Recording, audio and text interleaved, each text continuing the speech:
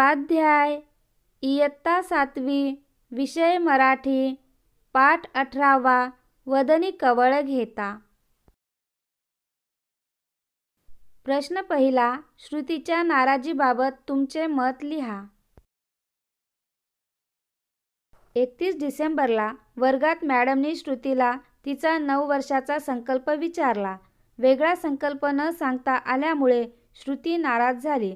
तिचे नाराज होणे स्वाभाविक होते, कारण सर्वजण ठराविक संकल्प सांगतात हे हुशार श्रुतीला नको होते। काहीतरी वेगळा नवीन संकल्प तिला सांगायचा होता। यावरून नवीनतेची व वेगळेपणाची तिची आवड लक्षात येते। आयत्या वेळी तिची बुद्धी चालली नाही, म्हणून तिला संकल्प सांगता आला नाही आणि ती नाराज झाली। प्रश्न दुसरा, आई श्रुतीवर का रागावली? श्रुतीने अनेक पदार्थांमधला एकच पदार्थ खाल्ला व उरलेली डिश बेसिनमध्ये टाकून दिली। श्रुतीने अन्न वाया घालवले, म्हणून आई श्रुतीवर रागावली। प्रश्न तिसरा, श्रुतीला नवीन वर्षाचा कोणता संकल्प सुचला? यापुढे कधीही पानात अन्न टाकणार नाही, हा नवीन वर्षाचा संकल्प श्रुतीला सुचला। प्रश्न चौथा, खालील ओळींचा तुम्हाला समजलेला अर्थ लिहा। मुखी घास घेता करावा विचार, कशासाठी हे अन्न मी सेविनार।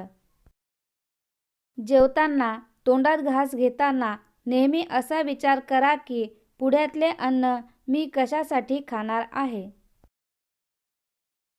खाली काही कृती दिलेल्या आहेत, त्या योग्य की अयोग्य आहेत ते ठरवा। पुढे दिलेल्या चौकटीमध्ये ते नोंदवा। वैभवी शाळेत येताना घरी डबा विसरली, त्यावेळी अनुजाने स्वतःच्या डब्यातील पोळी भाजी तिला दिली। योग्य. राजेंद्र सतत बाहेरचे जंक फूड खातो। अयोग्य. यास्मिन टीव्ही बघत जेवण करते। अयोग्य. आनंद जेवण करण्यापूर्वी हात स्वच्छ धुतो। योग्य. पीटर जेवताना खूपच बडबड करतो। अयोग्य. रुपाली सर्व प्रकारच्या भाज्या खाते। योग्य. आपण समजून घेऊया। खालील चित्रांची नावे लिहा।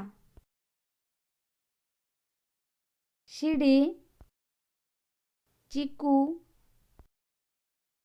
शिट्टी, विळी।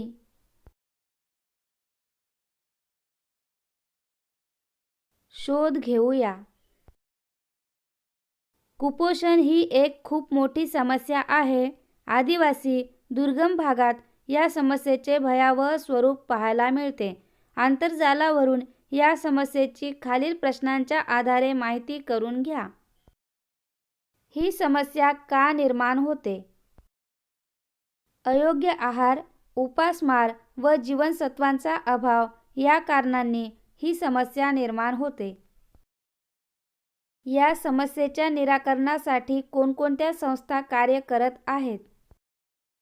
महिला व बाल विकास विभाग, आदिवासी विकास संस्था, राजमाता जिजाऊ बाल आरोग्य आणि पोषण मिशन, युनिसेफ, रचना संस्था, साथी सेहत संस्था, जन आरोग्य अभियान, अन्न अधिकार अभियान या व्यतिरिक्त मेळघाट सारख्या व इतर भागात हजारो स्वयंसेवी संस्था कुपोषण निराकरणासाठी कार्य करत आहेत। या संस्था कोणत्या स्वरूपाचे काम करतात? आधी अंगणवाडी सेविका, पर्यवेक्षिका, आशा यांना प्रशिक्षण देतात। कुटुंबांची पोषणाबाबतची जागृती करण्यासाठी उपलब्ध सर्व माध्यमांचा वापर करण्यात येतो। पोषणयुक्त आहार कसा घ्यायचा, गरोदरपणात काळजी कशी घ्यायची, स्तनपान या सगळ्याची माहिती देण्यासाठी ऑडिओ, व्हिडिओ तसेच मोबाईल संदेश अंगणवाडीत व्हिडिओ दाखवणारे मोबाईल उपलब्ध करून देणे, लॅपटॉप, VCR उपलब्ध करून देणे. आदिवासी भागात हे सगळे संदेश त्या त्या स्थानिक भाषेत असावीत याकडे लक्ष दिल्या जाते. एकीकडे या आधुनिक साधनांचा वापर तर दुसरीकडे कीर्तन, कलापथक, पथनाट्य, शाहिरी, आषाढी वारीत चित्ररथ यात्रा, गावात विशेष दिनांना प्रभात फेरी या सगळ्यातून पोषणासंदर्भातले संदेश, माहिती लोकांपर्यंत पोहोचवली जाते. तुमच्या परिसरात एखादे कुपोषित बालक तुमच्या निदर्शनास आल्यास तुम्ही त्याच्यासाठी काय कराल ते लिहा. सुरुवातीला त्या भागातील अंगणवाडीला भेट देईन. अंगणवाडी सेविकेकडून बालकाची पूर्ण माहिती घेईन. त्याची कौटुंबिक माहिती मिळवेन. त्याचे कुपोषित होण्याचे कारण समजून घेईन. जर घरातील आर्थिक परिस्थितीमुळे ते बालक कुपोषित झाले असेल तर त्याला आर्थिक मदत करेन. गरज पडल्यास स्थानिक स्वयंसेवी संस्थांकडून मदत घेईन. आरोग्यविषयक समस्या असेल तर त्याच्या कुटुंबातील सदस्यांना समजावून सांगेल आणि त्याला वैद्यकीय सेवा उपलब्ध करून देईन. अंगणवाडी सेविका, गावातील आशा, पर्यवेक्षिका यांना त्या बालकाकडे विशेष लक्ष देण्याची विनंती करेन. चर्चा करूया. आपण वाढदिवसाला कोणकोणत्या गोष्टींसाठी खर्च करतो? आपण वाढदिवसाला फुगे, केक, मेणबत्त्या, झिरमिरी कागद, वाढदिवसाच्या टोप्या, नाश्ता किंवा जेवण, प्लॅस्टिकच्या प्लेटा, चमचे, ग्लास इत्यादी गोष्टींसाठी खर्च करतो. मी माझा वाढदिवस कसा साजरा करू इच्छितो किंवा इच्छिते? या प्रश्नाचे उत्तर तुम्ही तुमच्या इच्छेनुसार लिहा. मी माझा वाढदिवस माझ्या शाळेतील विद्यार्थ्यांसोबत केक कापून त्यांना जेवण किंवा त्यांच्या आवडता नाश्ता देऊन करते. या दिवशी विद्यार्थी शाळेतील फलकावर माझ्यासाठी शुभेच्छा संदेश लिहितात. काही विद्यार्थी रांगोळींद्वारे मला शुभेच्छा संदेश देतात.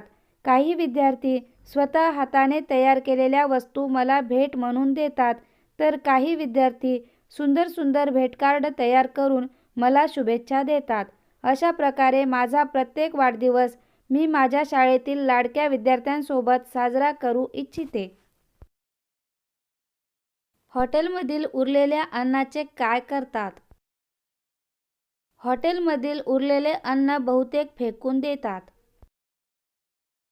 काही कारणास्तव अन्न शिल्लक राहिले तर तुमच्या घरी त्याचे काय करतात? बहुतेक तर आमच्या घरी अन्न शिल्लक राहत नाही, पण जर अन्न शिल्लक राहिले तर बसस्थानकाच्या बाजूला दगड काम करणारी माणसे राहतात, त्यांना दिले जाते.